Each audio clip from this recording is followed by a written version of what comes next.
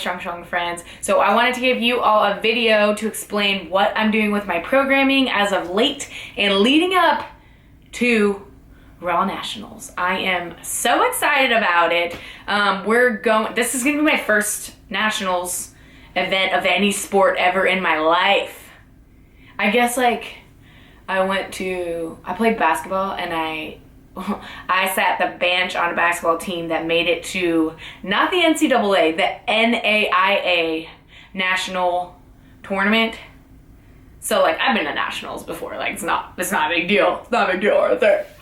So I'm just gonna give you an idea of my programming changes, things that I'm gonna be doing, things that you can expect to see on my channel, and also like doing this and making these couple of changes and sort of moving on to my own programming has helped me understand a couple of things. My hope is that I can explain what I'm doing and you can learn maybe some ideas or a template or a method or a philosophy to your own programming, or help you kind of understand the structure behind a basic program. Ever since I started lifting, I never really understood exactly what or why I was doing what I was doing. So I think for the average lifter or beginner lifter, that this understanding and like breakdown of a program isn't really that important. But since I'm preparing for a national competition and working my way towards an elite level, I decided that it was time that I dig a little bit deeper and really, come to understand what I'm doing and why I'm doing it, and hopefully it helps you all. So as I was doing my preparation and research in training this past couple of weeks, I was sent Cody Lefever, if you know him maybe on Reddit or YouTube as GZCL. Cody Lefever has a method that he uses to break down his programming and program accordingly. I found the information that he had and the metaphor that he used of a pyramid kind of thing. I found it very easy to digest, so it might be helpful for any beginners or people like me who have never programmed for themselves or someone before. And also with his method, I found that it would make it so that I could be a little bit more flexible in what I was choosing and when, and which is really what I wanted to do. If you are interested in learning about the method that I'm about to hopefully explain correctly, please check out Cody Lefever he has YouTube, Reddit. I'll link his blog that has a simplification of this method below in the description box. Follow him on YouTube. Hi Cody, if you happen to be watching this video, thank you so much for your genius and free resources. Cody also has a $1 Amazon ebook that I encourage everyone to buy. I reached deep into my pocket and spent the $1 on the internet, and I paid for it, so I'm gonna link that below. It'll give you a bit more detail about his program. Here we go, let's talk about the GZCL method. As you can see, I got a pyramid here. Cody employs this as a metaphor. For me, it helps especially because I'm a visual learner. When someone's talking about rep schemes and philosophies of training, I never know what the fuck they're saying. So the pyramid is very helpful in helping me understand different rep schemes and how they all build to make one strong at 3 movements, which is squat, bench, and deadlift. We are obviously gonna start with T1, the top of the pyramid. T1 right here.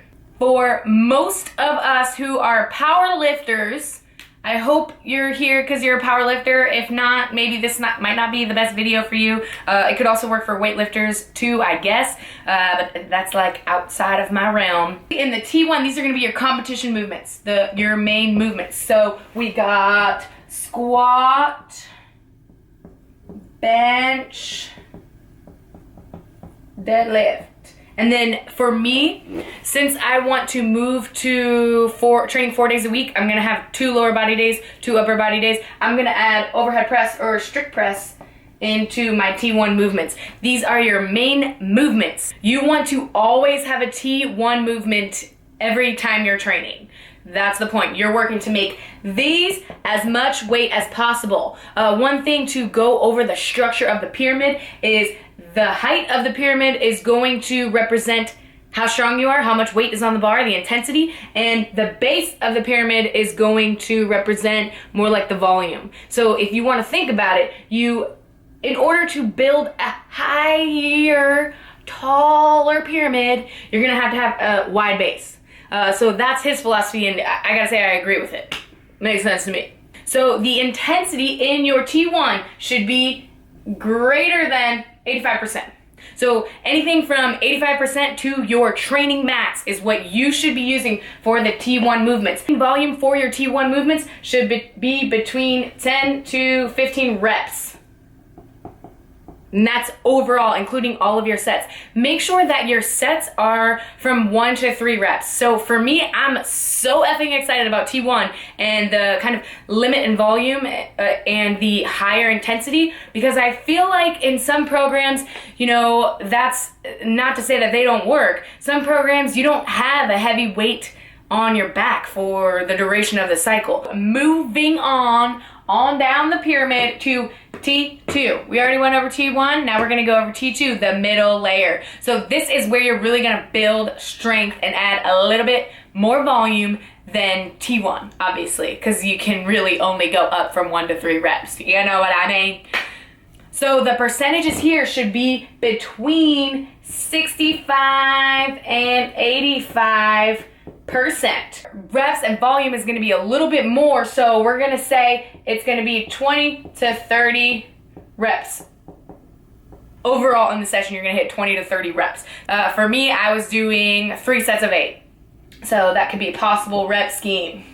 You know, you can do 5 sets of 5. You can really do whatever you want. Just make sure that you're hitting the intensity goal and the volume goal in your T2. This is where you want to use your main accessory movements. So whatever's gonna build the most strength for your T1 movement is what you're gonna wanna do here. So the nice thing about all the T2 movements is that I can adjust depending on where I'm feeling weak. So for instance, at the beginning of my last cycle, I was much weaker off the floor in the sumo deadlift. So I was doing a lot of deficit pulls. And then as I started getting heavier and better at that specific part of the movement, I noticed that my lockout was much weaker. So then I switched from So with the T2, I can be flexible and change the T2 movement to something that's going to support whatever my weakness is. So the T2T movements, all of them should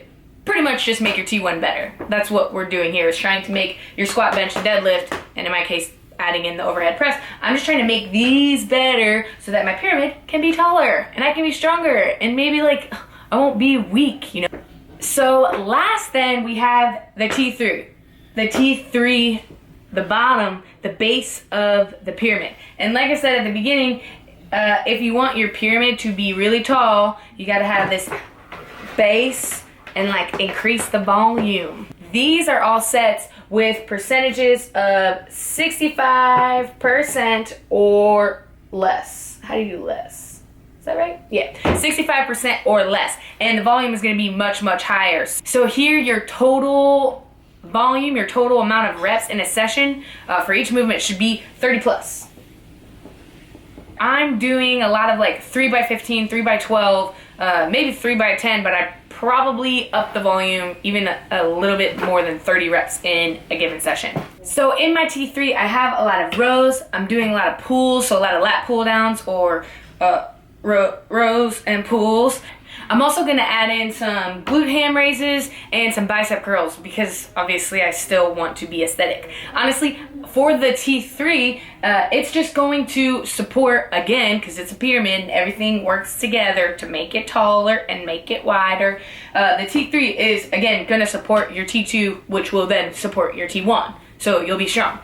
So I'm going to add in a lot of rows, which will develop my back and help my bench. And also I'll work in some GHDs, maybe some leg extensions. Like I said in one of my most recent videos, I'm going to focus on warming up with a hip circle and really get my glutes activated. So I'll probably do a lot of glute work on my lower body days. And I'm excited about the T3 because I'll get a lot of volume and be burning more calories, and hopefully that'll help me eat more because we all know I like to eat a lot of food. So there you have it. That is my overview and interpretation of Cody Lefever's GZCL method. I want to thank Cody again for putting out his knowledge to the interwebs and offering it on Amazon. Again, I'll have everything linked below for more resources. Cody can explain it much better than I can, but this is how I'm going to use it in my programming, and this is how I understand it. I'm definitely excited that I have a little bit more understanding of what I will be doing. In the past, I just never thought to ask questions about my programming and what I was doing. So now that I'm more interested in things, this is definitely helpful for me and hopefully for you. So if you're new to my channel and you're not subscribed, please click the button below. If you like this video, give me a thumbs up. Please comment if you have any questions. I know Cody's really active on his own YouTube channel, and I try to respond to every comment. So comment below if you have any questions and I can respond, or maybe if Cody is here, he can provide some info too. Again, this is not exactly how he explains everything. I may have left out a couple of details, so I encourage you to check out his resources and buy his ebook. It's $1 and it's worth it. So thank you guys so much, and I love you, and I hope you're staying strong, and I'll see you in the next video. Bye!